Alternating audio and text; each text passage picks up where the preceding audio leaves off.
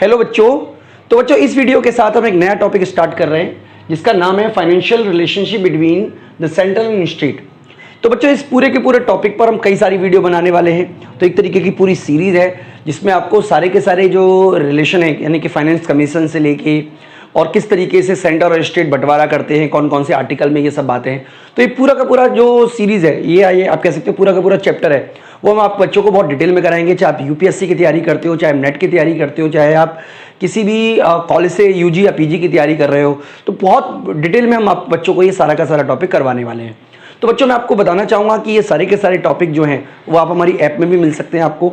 तो आप हमारी ऐप डाउनलोड कर लीजिएगा, विष्णु इकोनॉमिक्स स्कूल, जहाँ पर आपको ये सारे के सारे जो कोर्सेज हैं वो आपको अवेलेबल हो जाएंगे। चाहे आप यूपीएससी की तैयारी कर रहे हो, चाहे आप नेट की तैयारी कर रहे हो, चाहे आप यूजी या पीजी की तैयारी कर रहे हो। तो बच्चों मैं आपको बताऊंगा फेडरल फाइनेंस क्या होता है। देखिए भारत में जो कॉन्स्टिट्यूशन बना है, संविधान बना है, उन्होंने क्या किया हुआ है कि राज्य सरकार का केंद्र, क्योंकि हम बात कर रहे हैं लेयर्स की, तो इंडिया में जो गवर्नमेंट के 3 लेयर्स हैं, सेंट्रल गवर्नमेंट, स्टेट गवर्नमेंट और जो लोकल बॉडी होती है जिसे आप म्यूनसिपैलिटी भी कहते हो या नगर पंचायत भी कहते हो, ग्राम पंचायत, इस तरीके की लोकल बॉडी भी होती हैं। ठीक है। तो जो संविधान है, जो कॉन्स्टिट्यूशन है, उसने इनके जो कर्तव्य हैं या आप कह सकते हो ड्यूटी है, जो रिस्पॉन्सिबिलिटी है, जो राइट है, वो सब के सब डिफाइन किए गए हैं। तो हम जो डिस्कस करेंगे पूरे के पूरे आने वाले वीडियोस में और इस वीडियो में, वो केवल फाइनेंशियल मैटर पे ही डिस्कस करेंगे कि किस तरीके से फाइनेंशियल रिसोर्सेज को डिस्ट्रीब्यूट किया गया है और किस तरीके से जो फाइनेंस कमीशन है जो समय समय पे बनता रहता है वो किस तरीके से इस पूरे के पूरे पैसे को डिस्ट्रीब्यूट करता है। ठीक है। तो यहाँ पे बच्चों मैं आपको बताना चाहूँगा कि जैसे देखिए जब कोई भी पैसे की मामले आएगा, यानी कि स्टेट गवर्नमेंट का हो या सेंट्रल गवर्नमेंट का हो, तो कन्फ्लिक्ट पैदा होना स्वाभाविक ही है, क्योंकि कईयों को लगेगा कि उनको ज़्यादा पैसा नहीं मिला, कईयों को लगेगा कम पैसा मिलेगा। तो संविधान में, कॉन्स्टिट्यूशन में पहले से ही ये प्रोविज़न किए गए हैं जिसमें पहले से ही बताया गया है किस तरीके से डिस्ट्रीब्यूशन होगा। हालांकि समय समय पर जो अमेंडमेंट होते रहते हैं, कॉन्स्टिट्यूशन अमेंडमेंट होते रहते हैं, या फाइनेंशियल कमीशन भी डिसाइड करता है किस तरीके से डिस्ट्रीब्यूट करेगा। तो यहाँ पर हम बात कर रहे हैं बच्चों फेडरल फाइनेंस की, कि फेडरल फाइनेंस क्या होता है।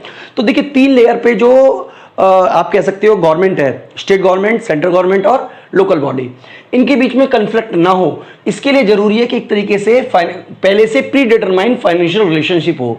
तो इसी प्री डिटरमाइंड यानी कि पहले से जो निश्चित है उसको हम बोलते हैं फेडरल फाइनेंस। यानी कि federal finance is the system of financial relationship between different layer of government in order to avoid and minimize conflict. यानी कि गवर्नमेंट के बीच में, यहाँ पर हम स्पेशली सेंट्रल गवर्नमेंट और स्टेट गवर्नमेंट की बात कर रहे हैं, उनके बीच में कन्फ्लिक्ट को मिनिमाइज करने के लिए, अवॉइड करने के लिए जो सिस्टम बनाया गया है, फाइनेंशियल सिस्टम बनाया गया है, उसी को हम बोलते हैं federal finance. It is like a guidelines या रूल्स है कॉन्स्टिट्यूशन में जो लिखे हुए हैं। ठीक है। किसके बारे में, कि किस तरीके से रेवेन्यू और एक्सपेंडिचर किया जाएगा of different layer of the government, यानी कि कौन कौन सी गवर्नमेंट है, किस किस आइटम पे खर्चा करेगी, किस किस आइटम से कमाएगी। जैसे देखिए जो डिफेंस है, वो डिफेंस जो है वो जो है वो है सेंट्रल गवर्नमेंट का मैटर, और जो आप कह सकते हो कि जो इनर रक्षा है यानी कि पुलिस एडमिनिस्ट्रेशन है वो स्टेट गवर्नमेंट में आता है। ठीक है, नॉर्मली राज्यों में। तो ये कौन डिसाइड करेगा, यही हमारे कॉन्स्टिट्यूशन ने डिसाइड किया हुआ है पहले से ही। तो इसी को हम फेडरल फाइनेंस सिस्टम बोलते हैं। आप देखिए ये भी बात आप समझ लीजिए, जैसे टैक्स है, इनकम टैक्स है, ठीक है, या आप कह सकते हो रजिस्ट्रेशन टैक्स है, या आप कह सकते हो कि आप देखिए जब आप जाते हो टोल टैक्स है, ठीक है, और भी कई तरीके के टैक्सेस होते हैं जो एक व्यक्ति को, जैसे मान लीजिए अभी जीएसटी है। इसके अलावा बच्चों पहले हमारा मान लीजिए एंटरटेनमेंट टैक्स हुआ करता था, सर्विस टैक्स हुआ करता था। तो बहुत सारे टैक्स हैं जो एक व्यक्ति होने के नाते, या एक इंडिविजुअल होने के नाते, या फर्म होने के नाते, या इंडियन रेजिडेंस होने के नाते हमें गवर्नमेंट को देने पड़ते हैं। तो कौन उस टैक्स को लगाएगा, कौन उस टैक्स को भरेगा, कौन उससे कितना कलेक्ट करेगा, कैसे डिस्ट्रीब्यूट होगा, ये सारा का सारा जो सब्जेक्ट मैटर है उसी को हम बोलते हैं फेडरल फाइनेंस। तो बच्चों फेडरल फाइनेंस के कुछ बेसिक प्रिंसिपल्स हैं, यानी कि आप कह सकते हो कि ये थ्योरिकल पोर्शन है फेडरल फाइनेंस का, जिसमें हम बताएंगे कि एक अच्छा फेडरल फाइनेंस क्या होता है। तो कई सारे इकोनॉमिक्स ने अलग अलग सलाह दी है ताकि जो फेडरल सिस्टम है हमारा वो ठीक से काम कर सके। मतलब राज्यों को जो शक्तियां दी गई हैं उसमें सेंटर इंटरफेयर नहीं करता, जो सेंटर को शक्तियां दी गई हैं उसमें राज्य इंटरफेयर नहीं करेगा। इसी को फेडरल सिस्टम बोलते हैं। तो इस सिस्टम को सुचारू रूप से चलाने के लिए कौन कौन से आप कह सकते हो कि प्रिंसिपल्स हैं, उनके बारे में हम बात करेंगे। तो सबसे पहला प्रिंसिपल है प्रिंसिपल ऑफ जो हमारा है इंडिपेंडेंस एंड रिस्पॉन्सिबिलिटी। तो देखिए यहाँ पे आप सबसे पहले समझ लीजिए कि राज्य और सेंट्रल गवर्नमेंट और स्टेट गवर्नमेंट को ये राइट है, क्या राइट है कि वो अपना जो रेवेन्यू है वो रेज कर सकते हैं, वो इंक्रीज कर सकते हैं, बढ़ा सकते हैं। इसके अलावा बच्चों देखिए, अगर मान लीजिए किसी भी स्टेट गवर्नमेंट का जो एक्सपेंडिचर है वो ज़्यादा है, रेवेन्यू कम है, तो वो लोन ले सकते हैं, ये भी उनको राइट दिया गया है फेडरल फाइनेंस में। इसके अलावा बच्चों अगर मान लीजिए जो भी उनकी इनकम हुई है तो वो स्पेंड कर सकते हैं according to their needs and priority. तो इसी को हम बोलते हैं principle of independence and responsibilities. तो बच्चों मैं आपको एक एग्जांपल से बता देता हूँ। मान लीजिए दिल्ली गवर्नमेंट ने फीमेल्स के लिए, महिलाओं के लिए बस जो है, बस में जो यात्रा है वो फ्री की हुई है, ठीक है, या आप कह सकते हो कि पानी जो है वो फ्री किया हुआ है। तो ये राज्य का अधिकार है, राज्य डिसाइड करेगा कि उसको कौन सी चीज़ फ्री देनी है, कौन सी चीज़ उसको फ्री नहीं देनी है। इसमें सेंट्रल गवर्नमेंट का इंटरफेयर नहीं होगा। हालांकि जो दिल्ली है वो एक तरीके से पूर्ण राज्य नहीं है, इसलिए सेंट्रल गवर्नमेंट का भी स्टेक है उसमें। लेकिन हम एक नॉर्मल एग्जांपल की तरह आपको दे रहे हैं। मान लीजिए चेन्नई में आप कह सकते हो अम्मा खाने की स्कीम शुरू हुई थी, या अलग अलग जगह पे बहुत सारी स्कीम शुरू हुई है। राजस्थान में भी कुछ स्कीम इस तरीके की हैं। यानी कि राज्य डिसाइड करेगा कि उसको किस मद पे पैसे खर्च करने हैं, कहाँ से रेवेन्यू रेज करना है, ठीक है, क्योंकि गवर्नमेंट कई सारे के रेवेन्यू टैक्स लगाती है। जैसे अभी दिल्ली की बात करूँ, दिल्ली में जो लोकल स्तर पर प्रोफेशनल टैक्स लगाया गया है, तो क्योंकि गवर्नमेंट के पास पैसा नहीं है तो गवर्नमेंट के पास ये राइट है कि वो अपने रेवेन्यू को बढ़ा सके, इसके अलावा जरूरत पड़ने पर लोन ले सके, और इसके अलावा अपने पैसे को जैसे चाहे वैसे खर्च करे, वो अपनी प्रायोरिटी के बेस पे। इसके अलावा बच्चों principle of adequacy and elasticity, यानी कि इसका क्या मतलब है कि गवर्नमेंट के पास किसी एक सोर्स से टैक्स नहीं आना चाहिए, इनकम नहीं आनी चाहिए, बल्कि गवर्नमेंट के पास मल्टीपल सोर्स होने चाहिए, और वो इतने सोर्स इनफ होने चाहिए कि वो गवर्नमेंट का खर्चे को पूरा कर सके। साथ ही साथ जब मान लीजिए कोई इमरजेंसी आ जाए या कोई आपातकाल आ जाए, तो गवर्नमेंट के पास इतनी अपॉर्चुनिटी होनी चाहिए कि वो अपने जो फंड है उसको राइज कर सके, बढ़ा सके। तो ये भी गवर्नमेंट के लिए बहुत जरूरी है एक फेडरल सिस्टम में या फेडरल फाइनेंस में। इसके अलावा बच्चों प्रिंसिपल ऑफ एडमिनिस्ट्रेशन एफिशिएंसी, देखिए जब आप टैक्स कलेक्ट करते हो या और भी तरीके की इनकम कलेक्ट करते हो, तो यहाँ पर देखिए कई तरीके की चीज़ों में आपको क्या प्रॉब्लम आएगी कि एक्सपेंडिचर जो होता है वो बहुत ज़्यादा हो जाता है।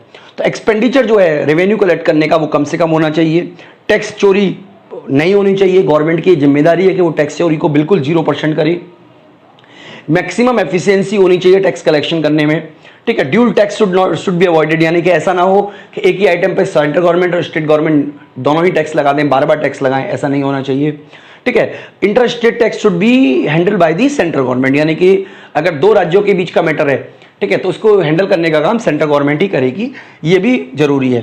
इसके अलावा बच्चों प्रिंसिपल ऑफ यूनिफॉर्मिटी, इसका मतलब समरूपता होनी चाहिए टैक्स सिस्टम में, यानी कि जैसे मान लीजिए इनकम टैक्स का स्लैब है तो हर राज्य में इनकम टैक्स का स्लैब एक जैसा ही होगा, ठीक है, अलग अलग राज्यों में अलग अलग इनकम टैक्स का स्लैब नहीं है। इसी तरीके से मान लीजिए स्टैंप ड्यूटी है, ठीक है, अगर मान लीजिए किसी राज्य में अलग स्टैंप ड्यूटी है तो पूरे राज्य में एक जैसा होना चाहिए, यानी कि यूनिफॉर्मिटी होनी चाहिए पूरे के पूरे सिस्टम में। इसके अलावा बच्चों ट्रांसफरेंस, प्रिंसिपल ऑफ ट्रांसफरेंस का मतलब यहाँ पर ये बताया गया है कि जो गवर्नमेंट ट्रांसफर कर रही है किसको पैसा, स्टेट गवर्नमेंट को, सेंट्रल गवर्नमेंट स्टेट गवर्नमेंट को पैसा ट्रांसफर करती है, तो इस बात का ख्याल रखना जाना चाहिए कि जो स्टेट है जो है वो पिछड़ गए या जिनको ज़्यादा ज़रूरत है उनको गवर्नमेंट अलग तरीके से कंपनसेट करे। आपने सुना होगा कुछ राज्य ऐसे हैं जैसे बिहार है जहाँ पे बाढ़ आ जाती है कई बार, तो वो लोग कहते हैं कि उनको स्पेशल राज्य का दर्जा दिया जाए, क्योंकि स्पेशल राज्य का दर्जा मिलने पर, स्पेशल स्टेट अनाउंस करने पर गवर्नमेंट जो है वो ज़्यादा मात्रा में फंड ट्रांसफ़र करती है उस स्पेशल स्टेट को, ठीक है। कई जगह तो चुनावी मुद्दा भी होता है, कई जगह तो कई बार ऐसा भी हुआ है कि स्टेट गवर्नमेंट ने सेंट्रल गवर्नमेंट के सामने ये शर्त रखी है कि आप अगर हमें दोगे, आप हमें एक तरीके से विशेष राज्य का दर्जा दोगे तभी हम आपको सपोर्ट करेंगे। तो इस तरीके का भी सिस्टम इंडिया को देखने को मिला है, ठीक है बच्चों। इसके अलावा एक और है कि जो इंटीग्रेशन और कोऑर्डिनेशन, यानी कि जो राज्य हैं वो सरकार सेंट्रल गवर्नमेंट के अंडर ही आते हैं, ऐसा तो नहीं है कि अलग पार्ट है, तो इसलिए उनमें इंटीग्रेशन होना चाहिए, साथ ही साथ कोऑर्डिनेशन भी होना चाहिए। तो ये सारे के सारे प्रिंसिपल है बच्चों। मुझे उम्मीद है कि आपको ये वाली वीडियो जो है वो फेडरल जो फाइनेंस है उसके बारे में आपको पूरी की पूरी जानकारी हो गई होगी बच्चों। तो इसके अलावा जो हम अगली वीडियो बताएंगे उसमें हम आपको बताएंगे किस तरीके से कौन कौन से प्रोविजंस हैं जिसमें ये डिसाइड किया गया है कि सेंट्रल गवर्नमेंट और जो स्टेट गवर्नमेंट है वो किस तरीके से अपने फाइनेंस का बंटवारा करेंगी।